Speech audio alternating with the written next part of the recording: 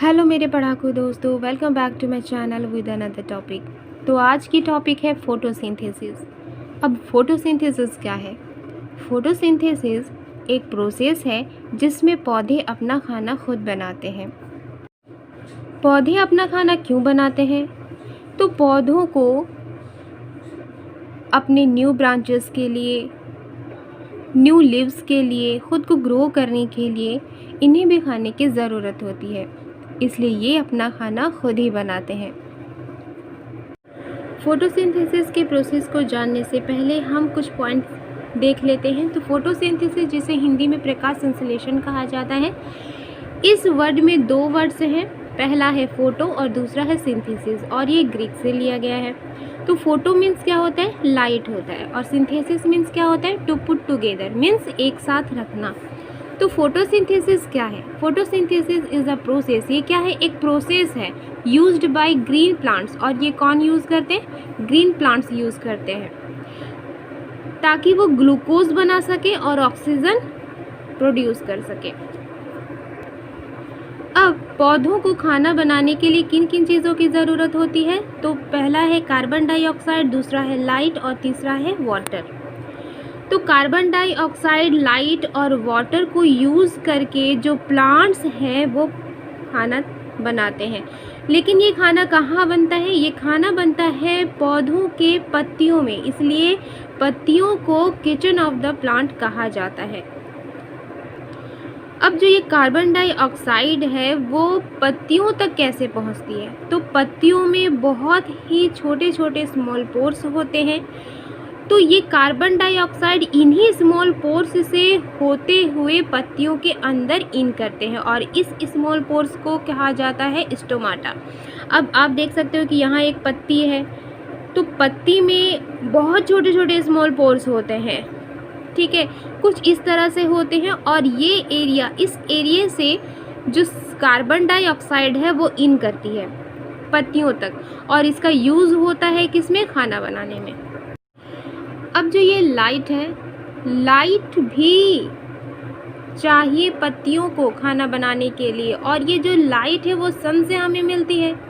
Sunlight किसके जरिए absorb की जाती है? क्लोरोफिल के जरिए। अब क्लोरोफिल होता क्या है तो वो हम आगे जानेंगे क्लोरोफिल क्या होता है। तो सबसे पहले जान लेते हैं कि फोटोसिंथेसिस की प्रोसेस कहाँ होती है? लीव्स में होती है, और लीव्स में क्लोरोफिल पाया जाता है। क्लोरोफिल हरे रंग का होता है, इसलिए जो पत्तियां हैं वो हमें हरी ही दिखाई देती है।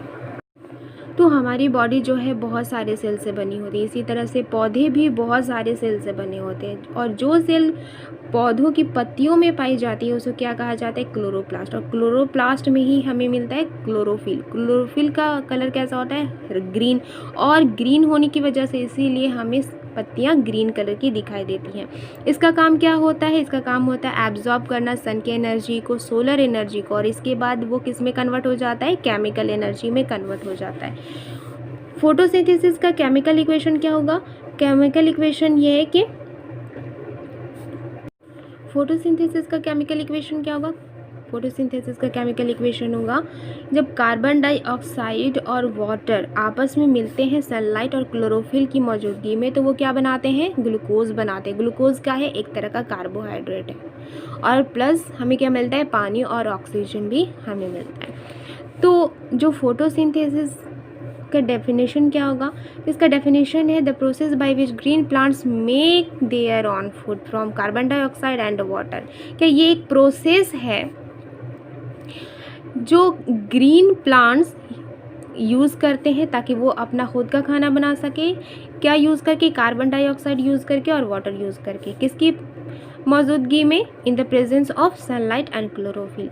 और इस प्रोसेस को क्या कहा जाता है? फोटोसिंथेसिस कहा जाता है। तो फोटोसिंथेसिस के प्रोसेस में क्या होता है? फोटोसिंथेसिस के प्रोसेस में पौधे अपना खाना खुद बनाते हैं, और उन्हें खाना बनाने के लिए क्या चाहिए? सोलर एनर्जी की ज़रूरत होती है, कार्बन डाइऑक्साइड की ज़रूरत होती है, वाटर की ज़रूरत होती है। जो ये सोलर एनर्जी है वो कौन एब्जॉर्ब करता है? तो पत्तियों में जो सेल पाई जाती है जिसे क्लोरोप्लास्ट कहा जाता है, उसमें क्लोरोफिल होती है, और क्लोरोफिल एब्जॉर्ब करती है सोलर एनर्जी को, और बाद में वो कन्वर्ट हो जाते हैं किस में, केमिकल एनर्जी में। इसके बाद जो कार्बन डाइऑक्साइड है, कार्बन डाइऑक्साइड पत्तियों के अंदर कैसे जाती है, तो कार्बन डाइऑक्साइड जो है पत्तियों के अंदर बहुत छोटे छोटे स्मॉल पोर्स होते हैं जिसके जरिए कार्बन डाइऑक्साइड इन करती है और इसी के रास्ते से ऑक्सीजन बाहर आती है। और वाटर कैसे मिलती है पत्तियों को, तो पत्तियों को वाटर कहाँ से मिलती है, तो पौधों की जो जड़ें होती हैं वो सोइल के अंदर होती है। तो पौधों में जो वाटर है उसको पत्तियों तक पहुंचाने का काम कौन करता है, जाइलम करता है। जाइलम क्या करता है कि ये जो रूट है, जो हेयर रूट है, वो पानी को एब्जॉर्ब करती है, उसे सोखती है, और पानी के साथ ही बहुत सारे मिनरल्स भी होते हैं। ये भी याद रखिएगा कि पौधों को मिनरल्स की भी ज़रूरत होती है, न्यूट्रिएंट्स की ज़रूरत होती है, फास्फोरस, पोटेशियम, आयरन, इन सब की ज़रूरत होती है। तो वो पानी के जरिए वो जाइलम के थ्रू कहाँ तक पहुँच जाती है, वो पत्तियों तक पहुँच जाती है, और पत्तियाँ फिर बाद में सन एनर्जी को, सोलर एनर्जी को, जो बाद में कन्वर्ट हो जाती है केमिकल एनर्जी में, उसका यूज़ करके, वाटर का यूज़ करके, वाटर में जितने भी सारे न्यूट्रिएंट्स घुले होते हैं उनका यूज़ करके, कार्बन डाइऑक्साइड का यूज़ करके वो खाना बनाती है। और खाना बनाने के बाद वो अपने लिए यूज़ करती है, नए पत्तियों के लिए, नए ब्रांचेस के लिए, ठीक है। और जो खाना बच जाती है वो डिफरेंट पौधों के डिफरेंट पार्ट्स में वो जमा हो जाती है, और जमा करने का जो काम है होता है वो कौन करता है, वो फ्लोएम करता है। तो जाइलम और फ्लोएम के ऊपर वो बाद में मैं एक वीडियो बनाऊंगी डिटेल में।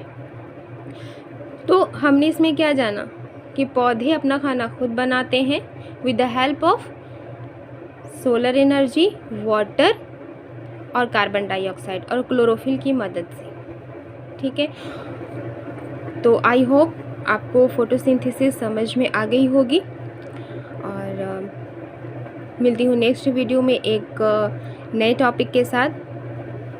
Thank you.